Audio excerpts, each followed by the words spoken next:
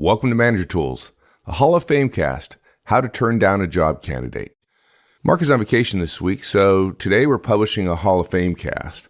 Now, we've been telling you all year long just how hot the job market is, and hiring's difficult. That doesn't mean you should drop your standards, and if you don't, you're going to be rejecting unsuitable candidates. So we're providing this Hall of Fame cast to help you do it well when you have to do it. Now, it's from some time ago. Originally, as published, it was 2 parts, so we're mashing the 2 together. So there may be some artifacts associated with kind of taking 2 casts and putting them together. So I hope you'll forgive us for that. There you go. I hope you enjoy it, and we'll be back next week with the second part of negative feedback pushback examples. Welcome to Manager Tools. Today's topic, how to turn down a job candidate. Part 1. Here we go. At the end of the interviewing process, for those who you are not going to hire, there's kind of one last and surprisingly difficult step for some managers to tell people that you won't be offering them. It's one of my least favorite parts of the interviewing process, perhaps second only to interviewing candidates who are not qualified for the job right. Or who are not good at interviewing. Well, it's particularly hard because you're trying to get as many candidates as possible. And if you're doing many of the things that we suggest in terms of phone interviews and screening people down, by the time you bring people into interview, hopefully you've got a list of people that are really, really good. And unfortunately, you only have one position. And, those are the ones that are difficult for me, which is you have just a great candidate. And I just happen to have another candidate that just is just a little bit better. And you still have to say no. It's awful. Yeah, it's not fun. And managers, because it's harder than it kind of seems at first, a lot of managers do it, frankly, pretty poorly. And there's a right way to do it. And we're going to talk about that today. I think probably the biggest sin is the delay in doing it. It's just putting it off and putting it off. I mean, I'll be candid. I know I have delayed notifying candidates because it's uncomfortable. At this point, you may have established somewhat of a relationship with a person and it feels awkward. And because we don't do it a whole lot, most of us as managers, right? We're just not good at it. So yeah, there's all kinds of things. But I think that the biggest mistake, and we're going to address this in the cast, right, Mike, is just putting it off. Yeah, exactly. Is the biggest part. So we're going to walk you through how to do it right. And 5 things that we're going to cover. Number one, the one I just referred to, you're obligated to notify the candidate of your no decision expeditiously, quickly, sooner rather than later. Right. Well, and folks, I guess you're making an assumption in that point is that people understand that they have to actually tell the person no. Like not hearing back is not the same thing as a no. Yes. And unfortunately, that happens quite a bit too. Which we don't tell the person no. They just are left holding the bag, hanging for a long time. So yeah, we have to tell them no, and we have to tell them quickly. Great. Point 2, we're going to talk about, you can wait for an acceptance before notifying a declined candidate. Point 3, you can rule out candidates before you make a hire. 4, be simple and direct when you inform them. Don't beat around the bush. And 5, you can offer feedback, but you don't have to. So number 1, we've already kind of talked about this. You are obligated to let the candidate know and to do it quickly. So many of us, when it comes to the choices we make as managers, we really ought to ask ourselves, how would we want to be treated if we were on the receiving end of this process? That goes to the heart of so much of what we teach folks here at Manager Tools and the guidance that we offer is just putting yourself in that other person's shoes, right? Right. If you ask that question, 99.9% of the time, you'll come up with a great answer. And then the question will be, oh, well, that's hard. Well, okay. All right. Well, choose the harder right over the easier wrong. Right? That's right. As Mark often says, don't wish for it to be easy, wish for the strength to do it, right? There you go. I mean, if Wendy was doing this, Cash, she could tell you, we get so many emails from people who say, hey, I've gone through the interview process. I'm following up. I'm not hearing anything. It's been weeks. They're not telling me anything. Does that mean it's a no? Everybody says the same thing. If you're not going to offer me the job, please, I just want to know about it. And I'd rather know sooner rather than later. I mean, that's what people tell us over and over again. And there's so much frustration from candidates around this. Why are they not telling me? If it's a no, it's okay. I just want to hear. Right. Candidates will say, hey, if there's a chance that I'm going to be considered, then I want to stay in the running. But if you're not going to make me an offer, if I'm out of the running, then just tell me that quickly. I mean, just think about the other candidate. If they're looking for jobs, it's possible they're interviewing with other folks other than you. And they're probably not going to tell you about it, right? Right. So if they really want to come work for you and your answer is a no, well, do them the courtesy of letting them off the hook so they can entertain other offers they may have. They may have another firm that they're putting off waiting for an answer from you. And I tell you what, that would be an unfortunate situation where you knew for 2 weeks that they were a no, that you were not going to make them an offer. They were talking to another firm. They put off or even didn't accept an offer from another firm hoping for you. And then they find out later that you knew 2 weeks ago. Now they don't horrible. have the job with you, and they don't have the job with their second choice firm, which was probably acceptable. That's awful. That's not fair. Yeah, that is not right. Not right at all. And they need to have the time and the bandwidth and some of that psychic energy to focus on those other opportunities, right? If they're interviewing with other companies and they're doing follow-up, them following up with you, that's just time and energy that they're not putting into other opportunities where they're still in the running. So it's just not fair to do that to people. So the standard is simple. When we know that we're not going to make an offer to a candidate, we are obligated to communicate that to them quickly as is reasonable. And seriously, we can't think of any situation that would justify a manager not making that phone call the day the decision is made. That's right. That's our standard for as quickly as possible. There you go. Yeah, right. Like immediately. As soon as you know. And I think we're going to address this on our second point. Let's be clear that the fact that they are not going to be your number one choice is not the same as you will not make them an offer. If you have two candidates, for example, candidate A and candidate B, and you decide to offer candidate A, simply because you're going to offer candidate A doesn't mean you have to turn down candidate B yet, because candidate A could say no, right? Right. And if you had decided that if candidate A said no, you were going to offer to candidate B, then you can wait. Now, if candidate A says no, you are not going to offer candidate B, then you should have already told the candidate B that you are not going to offer, right? Right. It goes back to the first thing we said, which is as soon as you've made a decision that you're not going to make somebody an offer, then you notify them. But if you haven't decided to not make them an offer because their offer is contingent on another candidate, then you don't have to tell them you're not going to make them an offer because you haven't indeed decided to not give them an offer. You haven't ruled out candidate B yet. It's contingent on what candidate A says. Right. Once candidate A does accept, then your very next phone call has to be to candidate B to let them know that they're not getting an offer. But until then, if candidate B is still in the running, is still in the game, then you can wait. Yeah. And folks, we try to be ethical and professional managers. It doesn't mean being stupid, right? So don't do this to yourself. It's perfectly appropriate and professional to wait until you've heard back from candidate A before communicating with candidate B. Great. Okay. And I think we're going to have some future guidance, Mike, around how to handle two viable candidates. So yes. Stay tuned for that. Okay, great. So point 3 is you can rule candidates out before you make a hire. So that example aside that we just talked about, of course, we don't have to wait until we get an acceptance to decline a candidate. Right. Yeah. Yes. Yeah. That's the flip side of that coin, the last conversation. Absolutely. Because remember, our purpose in interviewing is not to pick the best candidate. That's so important, Mike. I really want to say it again because I hear so many managers, and when I was a VP and I was managing directors, I would hear so many of them say, well, this person's the best candidate. Wait a minute. We don't want to accept the best candidate. What are you suggesting? We accept the worst candidate? You're confusing me. Go slow. Talk to me like I'm a golden retriever or a small child. We don't interview to pick the best candidate. We interview to determine whether any of the candidates meet our standards for the job.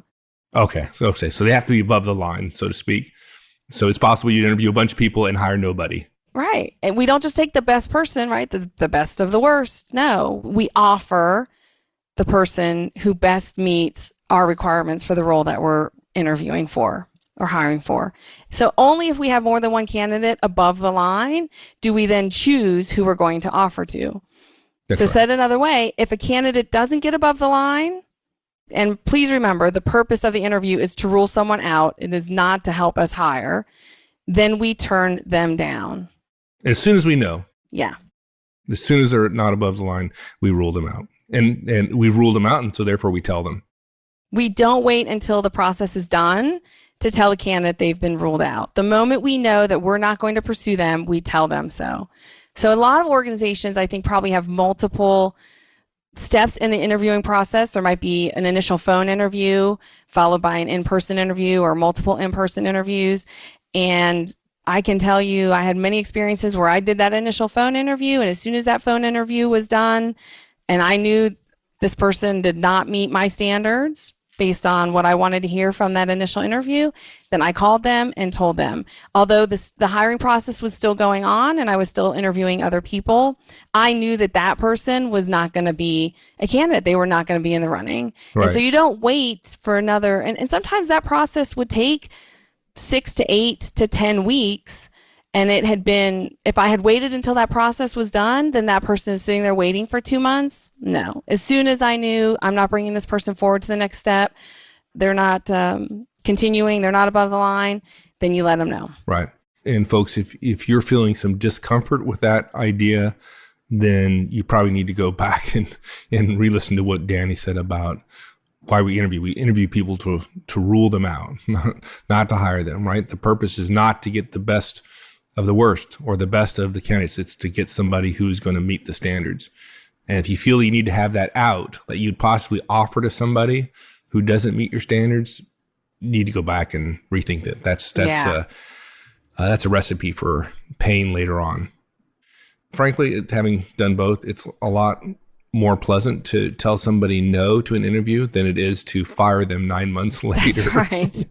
That's right. I can tell you, Mike, from doing the Effective Manager Conference, the majority of questions that I get from managers around non-performing directs or underperforming directs, I would say the vast majority of them, they did not hire those folks. Right. And now they're stuck with somebody else's bad hire. Yeah. Which just really drives forward drives the point home that the hiring is the most important thing we do as managers. Yeah, no doubt about it. Okay, so we dread telling the person no, that we're not going to be offering them. So how do we do it? I mean, does it, maybe like a 30-minute speech and tell them how great they are and wander around, just kind of meander, like I am right now? Or should we be direct and simple? A meandering journey through the meadow? Yes. Exactly. No. That's what they want. That's, of course, what they want.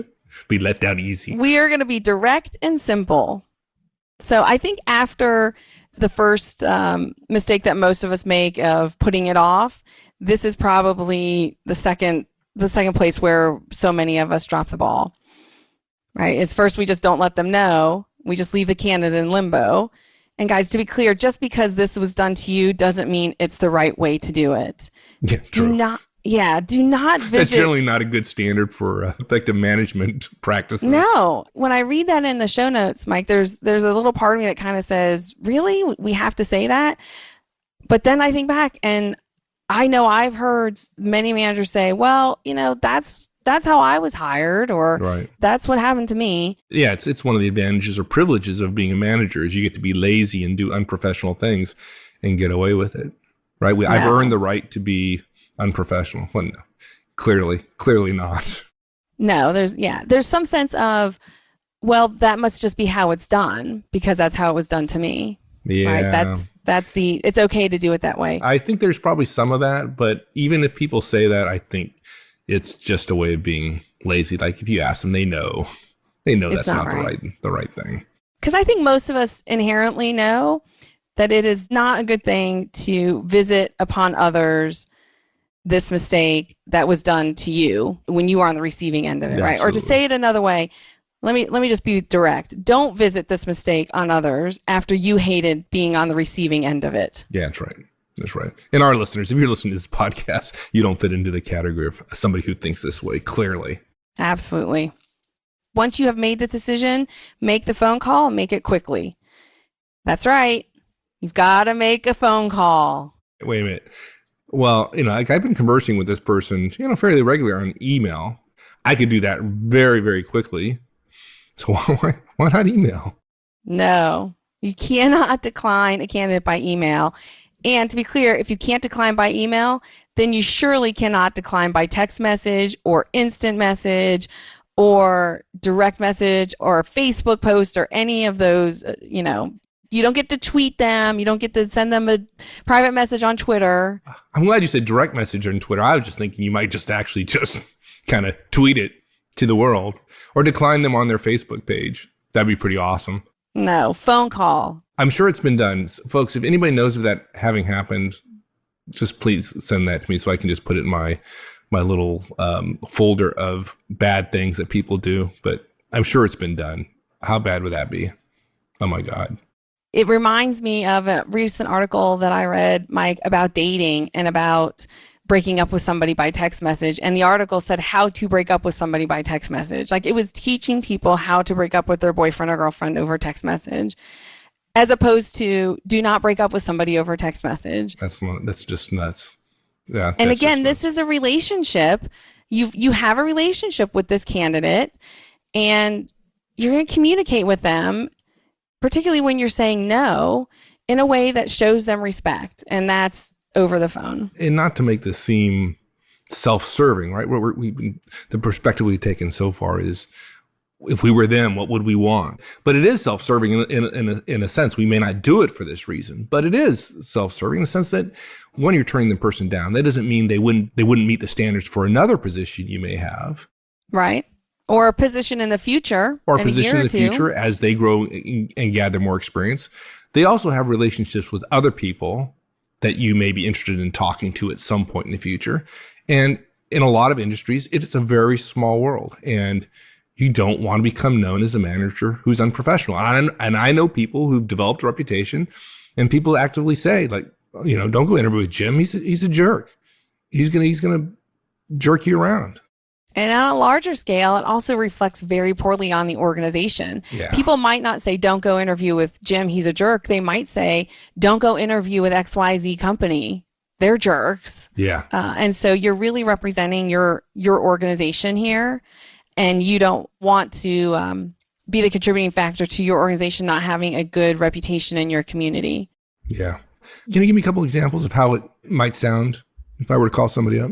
Yeah. So here's what it might sound like. Hi, Roberto. I'm calling to let you know we won't be making you an offer. There was a lot that I really liked about our interactions, and we've decided to choose someone else who is a better fit for us. I know this isn't good news, but I also know you would not want me to wait. I wish you well in your search and in the future. Here's another example.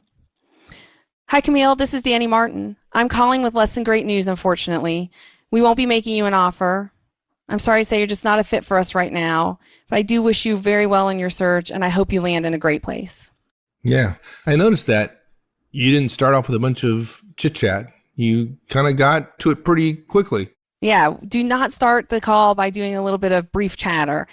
If you can't make yourself not do so, about as far as you might want to go to say is something like, Roberto, how are you? I'm well, thanks. And unfortunately, I'm calling to let you know, etc. Or, Camille, this is Danny Martin. How are you? I'm fine, thanks. I'm calling with less than great news, unfortunately. That's really about the extent of the chatter or chit chat, I should say, not chatter, that we would recommend. This is the moment when the candidate hears it's you, right? They know that it's you calling. They are expecting that you're calling with some news. And so the fact that they're expecting that makes them tend to be a little bit more chatty. And after a couple of moments of back and forth, the air just becomes heavy with portent. I mean, it's the 800-pound gorilla in the room that they're waiting to hear. And if you're calling to tell them no, and they think that you're dreading it and you're extending the chit chat to avoid saying it, then it's going to come across that you're just not as confident in your decision and that maybe you feel a little guilty about it. It just makes it very dramatic. It makes the whole conversation dramatic. And the conversation is already fairly dramatic for the candidate because this is their career and their livelihood.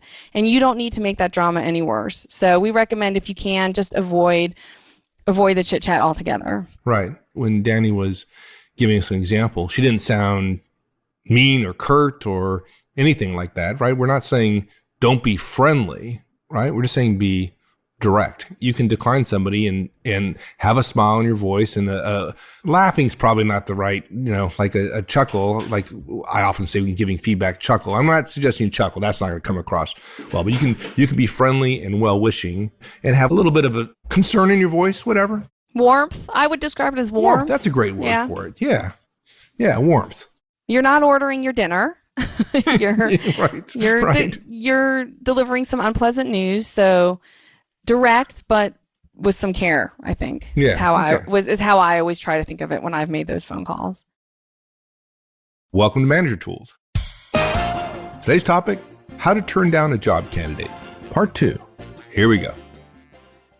This next piece, Mike, might surprise some people. We do say that you can leave a voicemail. Because there's some urgency, it's perfectly appropriate to leave a voicemail. If you call somebody, hey, Roberto, this is Danny Martin, give me a call.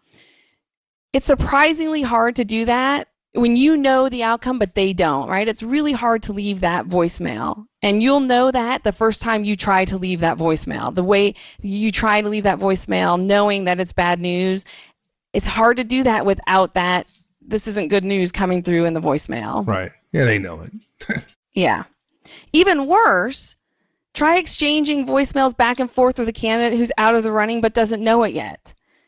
You're going to hear increasing anxiety in their messages to you and increasing frustration. And I know for me, the few times when I did it this way and I left voicemails to say, call me, and the person called me back and I was playing phone tag, there was some frustration in my end too. Yeah. And that just usually ends poorly. It does. Now, some people are going to think this is cold or callous. What would you say to those folks? Yeah, I would disagree. I would say, since job searches inherently have a sense of urgency, it's the kind thing to do to call the person as soon as possible. And there is a bit of sting, with saying no. And that sting justifies the humanity of the call. But certainly it's not the cold urgency of a text or an email. Yeah. Or other media that we've referred to. Yeah. Okay. A voicemail is going to sound obviously a little bit different. So what would a voicemail sound like that you'd be comfortable with? Okay. So here's an example. Hi, Patricia. This is Danny Martin calling to let you know that we won't be making you an offer. I know that's hard to hear in a voicemail, but I thought it was better to give you the information quickly rather than risk playing phone tag or sending an email. You have a lot to offer, and unfortunately, you're just not a fit for us right now. I wish you all the best in your search. I like that. Now, interesting enough, you didn't leave a phone number, which is kind of common when you're leaving a voicemail. Right. And I didn't also say, hey, give me a call back. If you don't leave a phone number or you don't request or suggest that they call you back, then there's an assumption that you don't need or want a call back. And personally, for me, that was usually my preference. We're going to talk next about offering feedback. That was something that I was not as good at, and so I tended to avoid it, rightly or wrongly. But if you are willing to offer feedback, and we'll talk in a moment about how to do that, then leaving a number or suggesting that they return your call is totally appropriate. Right. There's really not a whole lot more to talk about. It's going to be an uncomfortable conversation. Particularly if you get some pushback from them as to, well, why not me? And I mean, it happens occasionally. It's not all that common, but it does happen. That's when it gets to be terribly uncomfortable, and they want to know why and all that kind of stuff. And that's probably why, Mike, most of us put it off, right? Is we're afraid of what are they going to say? What are they going to ask? Am I going to be put in a difficult situation? And that's why I think we put it off to begin with. Let's just assume for a second that this person doesn't fit into the category of somebody we want to give feedback to necessarily. And so we haven't suggested that we want them to call back by leaving a phone number or by suggesting they return our call. but they call back anyways, right? So we don't want to have this uncomfortable conversation. So how do we handle that? We didn't really want them to call us back. They called us back. What do you do, Danny? So what we do here is we do not answer their first call. We let their first call go to voicemail. This is one of the moments where we can all be grateful for the wonderful technology of voicemail and caller ID, right? And the reason for this is it allows you to assess their response to your declination. In other words, if they're respectful and appreciative, if they say something like, "Thank you so much for calling. I really appreciate it. I enjoyed interviewing with you and, hope to continue talking with you about other opportunities," or something like that, right? Mm-hmm. Something that's kind, respectful, appreciative for the opportunity. And then they politely ask for feedback that you're willing to give, then feel free to call them back. Yeah. Or they just want to say thanks, right? Yeah, if they just want to say thanks. I had a lot of people who called me and said, "Hey, I just want to call and say thanks for letting me know." Sad to say, I had a lot of people call and say, "I'm surprised that you called to let me know." Very few people do. In which case, then I'm happy. Then I don't mind calling that person back and saying something like, "Very nice of you to return my call. Thank you. Sorry things didn't work out this time. Please let's keep in touch because there are always future opportunities here." Yeah, absolutely. I mean, why wouldn't you? I mean, have an opportunity to develop a relationship with somebody who you said no to. I mean, it's just, and frankly, if you say no to somebody and they respond that in a positive, friendly, thankful manner to you for the opportunity just to interview with you, that's a good sign. That person, that's huge. That's that person, they've just gone up in value. They did. They're like, okay, this is somebody that I like to work with, somebody who can be gracious when they get an answer they don't like. Want. I've had times where somebody handled the no so well that I actually thought, maybe I made a mistake. Mm-hmm. And I certainly kept that person at the top of my list, and I had enough openings that there were several times where I reached out to them 4, 5, 6 months later and said, "Hey, we have another opening.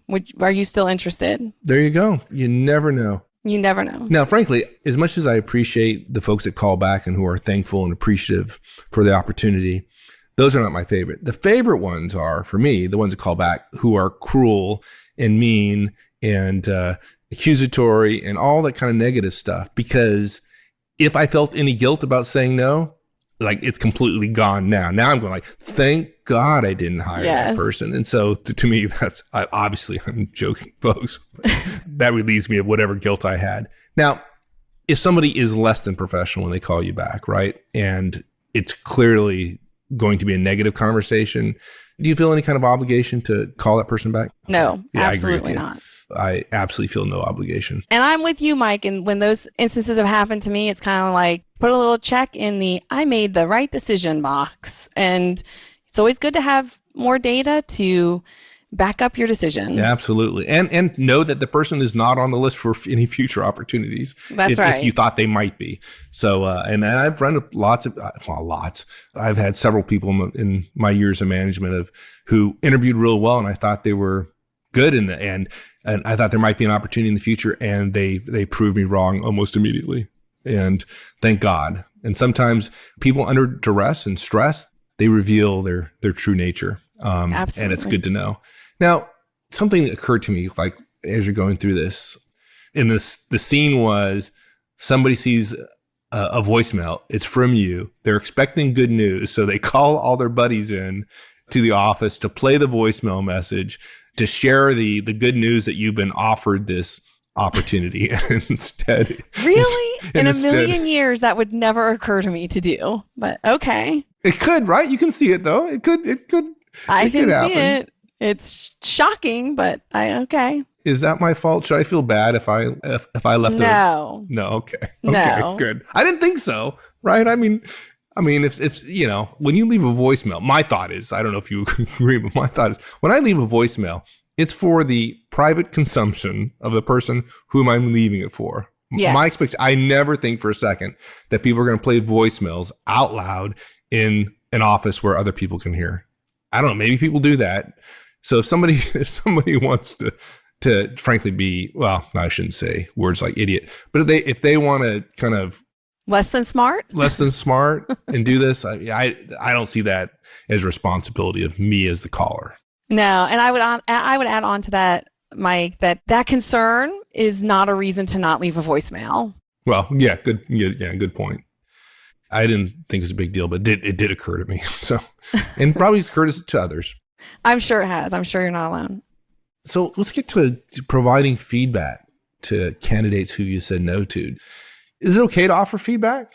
And one, is it okay? So yeah, that's kind of a no-brainer probably. But are you required to? Do you have to provide feedback to somebody who wants it? That's not an obligation of us as interviewers, right? No, there's no requirement to give a candidate feedback about how they did or why you didn't hire them. There's lots of good reasons for this. And a lot of experienced seasoned managers will tell you, hey, I've tried to do it and the responses I got were just so far beyond the pale that it becomes painful for you as a manager. It just extends the pain of having to tell somebody no. Responses like indicating that the hiring manager is wrong in their decision, that they, meaning the candidate, does have that skill that you just tried to talk to them about, or that's not really what happened, and besides, it was a silly question anyway. Right. Things like that. Look, we've said this before. Mark said it on cast. I've said it. I mean, this whole interviewing it's an artificial thing. It's like we have to make a hiring decision not having observed this person working, and so we go through this artificial exercise to try to ferret out whether the person has the skills, has actually engaged in the behaviors that we're looking for, and it's imperfect. Right? One is, there's some skill relative to us in terms of how well we can interview. Right. And there's some skill on their side in terms of how well can they translate the behaviors that they've engaged in successfully in the past and communicate that to us, right? That's right. It's important. And there's opportunities for miscommunication. And it's possible the person has the skill, but they weren't able to communicate it and we weren't able to get it out of them. And that's the way it is. And so it's very possible they absolutely do think they have the skill and they may actually have it, but we're stuck with what we have. It's the best, it's not a great process, but I don't know of any other better one, unfortunately. It's the best of all of the horrible processes. There you go. Right? Yeah. So while you certainly can offer feedback, you don't have to. And if you don't want to, and you're asked, here's how you might want to respond. Something like this. That's not something I do, unfortunately. Hiring is a really tough choice. Often it's a subtle choice, and the distinctions between candidates can come down to degrees of ability, and often the degrees are very small. It's not as simple as one person is good and the other person is not. And so I found that communicating well about those distinctions is virtually impossible. Like I said, you have a lot to offer, and we just don't see a fit right now. Right. Generally to that, they'll be stunned, right? You'll just get silence back. Yes. Okay, so folks, this is one of those cases where it happens, right? And you just have to be prepared for it. And there is nothing wrong. Matter of fact, I would recommend you take what Danny said and you just memorize it. The idea that anybody listening to us would not have a 2-minute speech ready for the time that you get into an elevator with the CEO or your boss 3 levels up, and she turns to you and says something, and now you have 2 minutes worth of conversation. You should be thinking about that conversation before it occurs, right? Yep. The fact that people don't think that way is beyond me, but this is another case. If you think you might get this kind of question or you might end up in this kind of opportunity, have your answer prepared ahead of time. Don't stumble. I think yours was a great one. Just memorize that. That'd be a good place to start. Practice it. Practicing it a couple of times. It'll sound much more relaxed to you if you've said it a couple of times before and natural to your own ear. And you'll be more confident in delivering it because you've said it out loud a couple of times. I'm going to write a book, and it's called like the 130-second speeches for every manager to memorize. And then you just go through your entire management life just pulling from that 100 rote responses. Any question somebody asks you, you have 100. You're like a politician.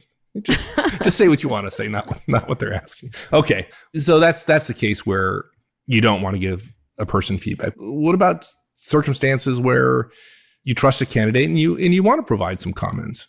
Yeah, I can think of several times where I had somebody who was really close to being above the line. And again, I thought in a year or two, maybe, or in a future organization that I'm going to be working for, because I may not be here in this organization 10 years from now, or just, this is somebody that I want to maintain a relationship with. And I see a lot of value that they could add, whether it's through me hiring them or not. And I'd like to try to help them get better. Some folks that maybe sometimes during the interview process, you just kind of really clicked with, and you feel, and I know when I had that happen, I thought, this is somebody that I can trust, that I can share some comments with them, and I think they can handle it. So again, if you're in a situation like that, you think that the person is trustworthy and can handle hearing some comments, hearing some feedback, practice saying it a time or two, and then give them some input. And if you're looking for specific guidance on how to deliver that feedback, if you decide to give it, the best guidance we have is in our podcast called You Did Not Demonstrate. And that's one of my favorite casts. And whether I plan on giving feedback to a candidate or not, prior to calling them to tell them no, I always go back to that cast and I identify one or two things that they did not demonstrate so that I have them at the top of my head. And can refer to them. Right. And I love that. And I tried to unsuccessfully, I think, allude to that earlier, right? Which is, we're not saying you don't have or you can't do or something along those lines. It's you did not demonstrate, right? And yes, they have to demonstrate that during the interview. And the fact that they didn't is why you ruled them out. Right. You're not telling them that they don't have the skills or abilities. You're telling them they didn't demonstrate the skills or abilities, which again, is harder for them to disagree with, right? If you say, well, you just didn't have the skills that we're looking for, they can debate that. But if you say you did not demonstrate this skill that is critical to this role, you're not saying they didn't have it. So there's less room there for them to argue with you. And it's useful information for them, because if they do believe they have this skill, then if they want to be successful in the future, they're going to be able to take advantage of your input and think about how they could demonstrate that better. It is useful to them. And if you don't intend to give them something that's useful, then I can't imagine why you'd want to give them feedback or input. Absolutely. So let's wrap it up. So we talked about 5 things when it comes to notifying a candidate that you're not going to be hiring them, when you're going to be turning somebody down. Number 1, you're obligated to notify a candidate of a no expeditiously, so quickly, the same day that you decide. 2, you can wait for an acceptance before notifying a declined candidate.